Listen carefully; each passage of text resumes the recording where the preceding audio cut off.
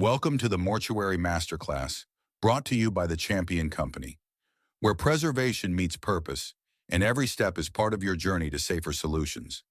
In this episode, we're taking a closer look at one of embalming's most stubborn challenges, jaundice cases.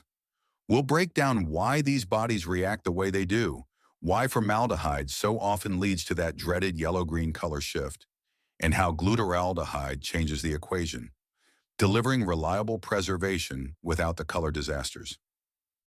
If you've ever had that moment where a jaundice case comes through your prep room and you feel your stomach tighten, you're not alone. The yellow cast across the skin, the fragile, compromised tissues, the fight to get solid preservation without triggering a color reaction, these cases have tested embalmers for generations. And if we're honest, most of us were taught the same process that's been recycled for decades. Load up on buffered, low-index formaldehyde fluids, maybe try a pre-injection, maybe a binder chemical, and just hope for the best. Here's the problem. Formaldehyde has been the backbone of embalming for over 100 years, and it's earned its place in our history. But when it comes to jaundice, the chemistry we're working against makes formaldehyde more of a liability than a solution. It's not that it can't embalm these bodies, it can. It's that its natural reactions often force us to choose between two bad outcomes: under-preservation or that unmistakable yellow to green color that no number of cosmetics can truly fix. Let's look at the science behind it. Jaundice is driven by bilirubin, the yellowish bile pigment that floods the body when the liver is failing or under strain. In a healthy person, the liver produces roughly 500 to 1,000 milliliters of bile every day, with 50 to 60 milliliters stored in the gallbladder at any one time. Bile's job is to help break down fats, emulsify lipids, and absorb fat-soluble vitamins like A, D, and K. Bilirubin itself comes from the breakdown of red blood cells. Adults turn their red cells over about every 120 days, infants in as little as 70. When those cells die, the heme, the iron-bearing part of hemoglobin, is stripped of its iron and oxygenated. It shifts through vertihemoglobin, a greenish intermediate pigment, then into bilirverdin, another green bile pigment, before finally reducing to bilirubin, the golden yellow pigment that gives jaundice its signature color. In the written expanding encyclopedia, which corresponds to this audio episode, the graph entitled Figure 1 maps out that pathway. Visualize a flowchart starting with red blood cells, branching down into heme loss, then shifting through green pigments before ending in the golden yellow bilirubin. It's a color progression you can visualize step by step. Now, why is that a nightmare for us? Because bilirubin is highly lipophilic. It loves fat and cell membranes. It's almost insoluble at normal pH, and it binds tightly to albumin in plasma. In a healthy person, about 95% of it is unconjugated, bound, and relatively predictable. But in advanced liver disease, that balance can flip, and almost all the bilirubin becomes conjugated and locked inside the tissues. By the time we get the body, a huge portion of the pigment is sequestered so tightly that flushing it out just doesn't work. Pre-injection solutions, clathrate binders, even the old milk rinse myth, they all leave you with little to no pigment clearing and usually a waterlogged body as a bonus. And here's where formaldehyde makes things worse. By nature, formaldehyde is a reducing agent. When it fixes proteins in tissue, it drives the environment acidic, dropping pKa values by 4 or 5 units, deep into the acid range. That acidification is the perfect trigger for bilirubin to oxidize into bilirverdin, the green pigment we dread. It's the exact same mechanism used in classic lab tests for bilirubin, Gmelins, Rosenbachs, Vandenbergs, where acids intentionally turn yellow bile pigments into greens and blues so they're easy to identify.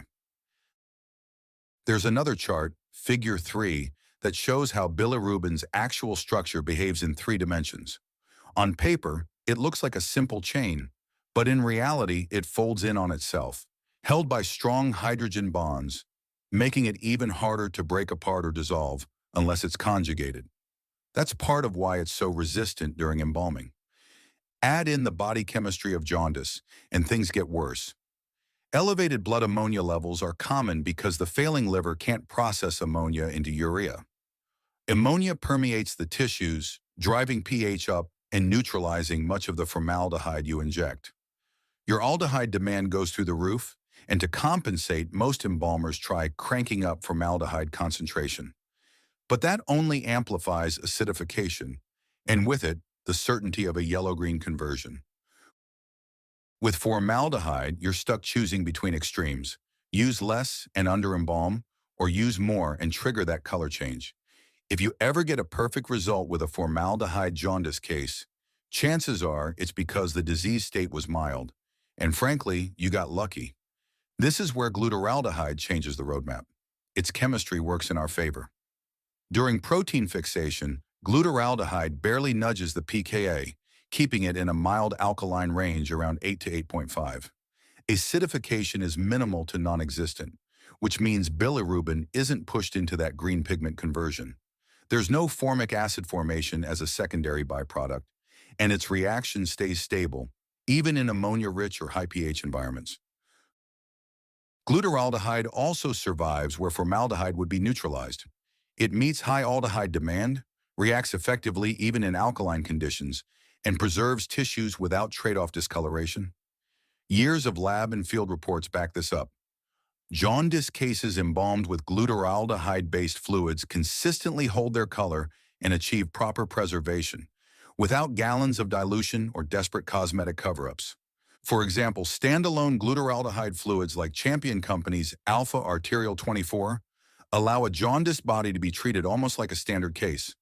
Blended jaundice fluids like JAUN-DIAL, which use high glutaraldehyde with minimal formaldehyde, deliver similar results with rare instances of color shift. Even strategies like embalming primarily with glutaraldehyde and then spiking a small dose of formaldehyde at the end of injection, when fixation is already stabilized, produce consistently excellent results. The takeaway? Glutaraldehyde minimizes or eliminates every major disadvantage formaldehyde brings to jaundice embalming. It keeps the pH stable, meets aldehyde demand, avoids triggering bilirubin oxidation, and ensures you don't spend your night trying to mask green discoloration with heavy cosmetics. So as you think about your next jaundice case, remember this isn't about abandoning the tools we've always used. Formaldehyde has its place. But for these high-stakes, high-demand cases, glutaraldehyde is the on-ramp to a better result for the embalming case, for the family, and for your peace of mind. It's about delivering the kind of results you can stand behind every single time. Thanks for tuning in to this special edition of the Mortuary Masterclass. Till next time, keep doing what you do best, championing the prep room with purpose, because embalmers matter, and every step forward is part of your journey to safer solutions.